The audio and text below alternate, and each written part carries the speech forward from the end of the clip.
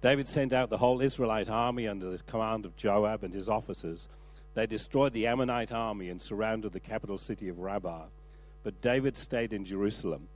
Late one afternoon, David got up from a nap and was walking around on the flat roof of his palace. A beautiful young woman was down below in her courtyard, bathing as her religion required. A few things we noticed here. First of all, this was the time when kings were supposed to go to war. And we need to recognize that we are in the midst of a battle. You know, and if we're real with ourselves, I'm sorry, I can't speak for the women. I can only speak for the blokes, okay? I'm a bloke, and I know how it is. We're in a constant battle. We're surrounded by stuff the whole time. There's a battle that goes on in the mind. This is where we win and lose our battles. It's not out there in spiritual warfare. It's in your own head. It's what's going on in here. You know, here was David, who was supposed to be. He was not doing what he was supposed to be doing. He's out at war, but he was back home. He sent somebody else. Somebody else can't do it for you. You have to win your own battles. Nobody else can win the battle in here for you. You've got to win it yourself, and there's somebody who's going to help you in that. And, of course, this young woman, she was absolutely pure in what she was doing. She was doing a religious ritual following her time of the month. She was bathing as a religious ritual before the Lord to make herself right before him. And so here's David. He's supposed to be at war, but he's at home. Please, you can't afford to have unguarded moments. How many guys, give me a wave if you know that, yeah? You can't afford to have unguarded moments. We need to keep ourselves. And then this whole thought, David, the devil made me do it. David said David happened to see her. Sort of, yeah, right. It'd be a good two-yard, wouldn't it? David happened to see her. It's not the seeing, but it's the looking. Amen. Not the seeing, but the looking. It's having driven by. It's not the noticing. It's the having a look in the rear view mirror once you've gone by. It's the second look that is the day. David happened to see her, and he sent one of his servants to find out who she was.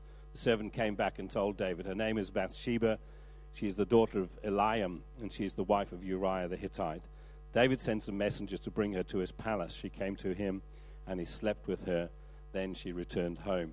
The downward slide that begins when we don't stop at the gate. Amen? It's like there's a gateway. There are gateways into our lives. We've got an eye gate, an ear gate. When you come to a gate, don't go through. When you open the gate, say, well, I'll just step a little way in.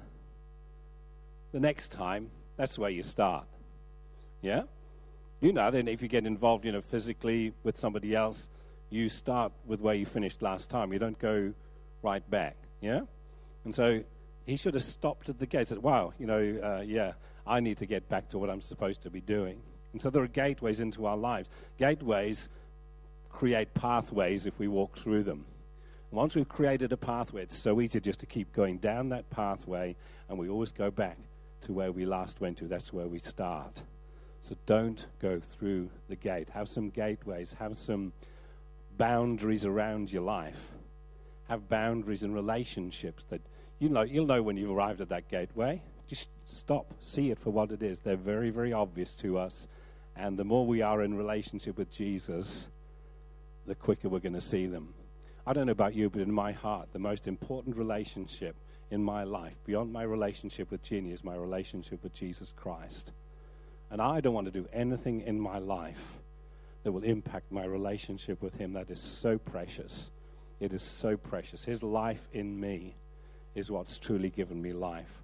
And I don't want, it's not because one day, if I do stuff, God's going to judge me and I'm going to go to hell and stuff. I just love my relationship with Jesus. And I want to stay in fellowship. I want to stay in intimacy with him throughout my whole life. I don't want anything to ruin that.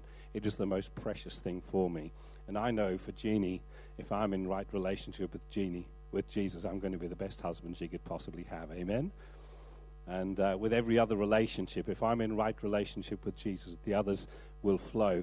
Often when we're battling in an area, we take the wrong approach. We try and battle instead of resting in a relationship. You say, like, I'll never, ever do that again. How many people know that's not